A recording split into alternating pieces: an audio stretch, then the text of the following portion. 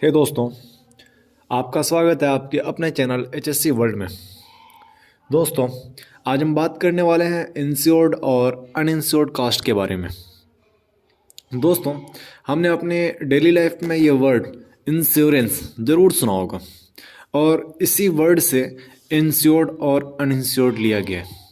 तो जैसा कि इंश्योर्ड और अनइंश्योर्ड ये वर्ड से ही पता चल रहा है कि ये क्या कहना चाह रहे हैं। इंश्योरेंस, जैसा कि हम जानते हैं कि इंश्योरेंस एक कंपनी होती है जो लोगों का और सामानों का इंश्योरेंस करती है, जिसमें हमें कुछ किस्त होती है जो पे करनी पड़ती है और उसके बाद अगर वो ख़राब होता है, वो टूटता फूटता है या फिर हमारी हेल्थ ख़राब होती है, एक्सीडेंट हो जाता है, तो हमें उसका वो कंपनी हमें पे करती है उसको ठीक कराने के लिए, हमारी तबीयत को ठीक कराने के लिए या फिर जो भी हमारा प्रोडक्ट ख़राब हुआ है उसको रिपेयरिंग के लिए वो कंपनी पे करती है।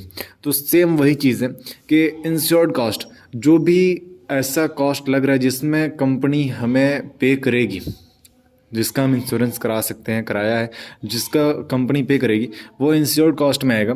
और जिसको कंपनी पे नहीं करेगी जिस चीज़ के लिए, वो अनइंश्योर्ड कॉस्ट में आता है।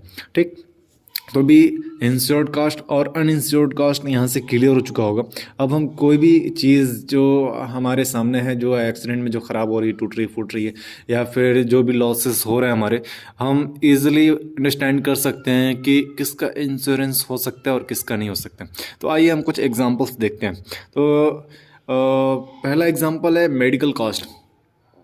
जैसा कि हमने बताया कि हमारा इंश्योरेंस बिल्कुल हो सकता है, होता है, आप लोग अच्छे से जानते हैं कि कभी एक्सीडेंट में अगर हमें कोई चोट आ जाए तो उस इंश्योरेंस के हमें पैसे मिलते हैं, जिससे कि हम अपना इलाज आसानी से करा सकते हैं। उसके बाद यहीं पे अनइंश्योर्ड कॉस्ट के एग्जांपल में हम देखते हैं सिक पे फॉर इंजर्ड वर्कर। कि किसी वर्कर, कोई वर्कर जब इंजर्ड होता है एक्सीडेंट में और वो इंजर्ड होने की वजह से काम पर नहीं आ सकता, वो रूम पर है, तो रूम पे रह तो रहा है, लेकिन कंपनी फिर भी उसे पे करती है, पेमेंट देती है, तो वो जो पेमेंट दे रही है उसका कोई भी इंश्योरेंस नहीं होता। ठीक, तो वो हमारा अनइंश्योर्ड कास्ट में आ जाएगा। उसके बाद हम देखते हैं अगला एग्जांपल कि compensation paid to the injured worker. कि जो इंजर्ड वर्कर है उसको कंपनी जो कंपनसेशन दे रही है उस पे भी हम उसको भी हम इंश्योर्ड कास्ट में लाएंगे।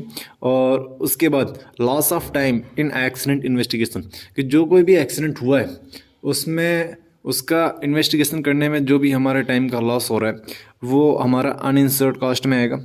फिर हम देखते हैं कि डैमेज्ड इक्विपमेंट एंड बिल्डिंग, कि एक्सीडेंट में जो भी हमारी बिल्डिंग डैमेज हुई है, जो भी हमारा इक्विपमेंट डैमेज हुआ है, ख़राब हुआ है, उसका इंश्योरेंस बिल्कुल हो सकता है जो कि हमें कंपनी पे करेगी, तो वो हमारा इंश्योर्ड कास्ट में आएगा।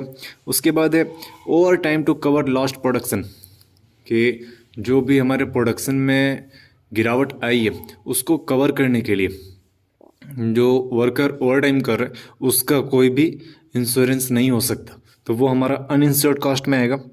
फिर है legal cost arising from a claim, कि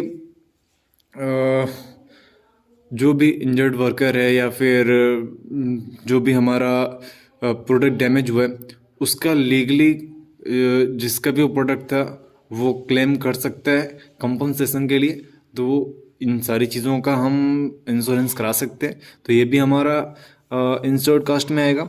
फिर अनइंश्योर्ड कास्ट के एग्जांपल में देखते हैं कि प्रोडक्शन डिले, कि एक्सीडेंट जब होता है तो हम लोग जानते हैं कि एक्सीडेंट की वजह से प्रोडक्शन में कमी आती है, तो उसका कोई भी इंश्योरेंस नहीं होता, तो वो हमारा अनइंश्योर्ड कास्ट में आएगा। उसके बाद अनइंश्योर्ड कास्ट में कुछ और एग्जांपल्स देखते हैं। लॉस ऑफ मोरल, कि एक्सीडेंट की वजह से बाकी जो वर्कर्स हैं उनमें जो मोरल डाउन हुआ है उसका भी कोई इंश्योरेंस नहीं करा सकते, नहीं हो सकता, उसकी कहीं से भी भरपाई नहीं की जा सकती, तो वो भी हमारा अनइंश्योर्ड कास्ट में आएगा।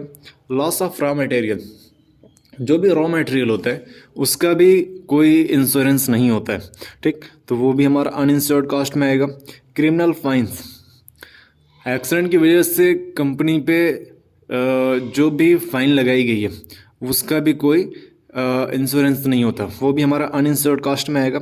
Replacement to the new worker and training of the new worker, कि जिस वर्कर का एक्सीडेंट हुआ है, अगर वो काम दोबारा से नहीं कर सकता या फिर उसको काफ़ी वक्त लगेगा रिकवर करने में, तो कंपनी को दूसरा बंदा हायर करना होगा उसकी जगह पे, ताकि उसके प्रोडक्शन में कमी ना आए। तो जो नया बंदा हायर करने में, उसको ट्रेनिंग देने में वक्त लग रहा है, पैसे लग रहे हैं, उन सब में भी, इन सब का भी कोई इंश्योरेंस नहीं होता, तो ये भी हमारा अनइंश्योर्ड कास्ट में ही आएगा। ठीक, तो दोस्तों मैं समझता हूँ कि इतना इनफ है हमें अनइंश्योर्ड और इंश्योर्ड कास्ट के डिफरेंसेस को जानने के लिए और इसको समझने के लिए। तो आज के लिए बस इतना ही, मिलते हैं नेक्स्ट वीडियो में, तब तक के लिए बाय बाय।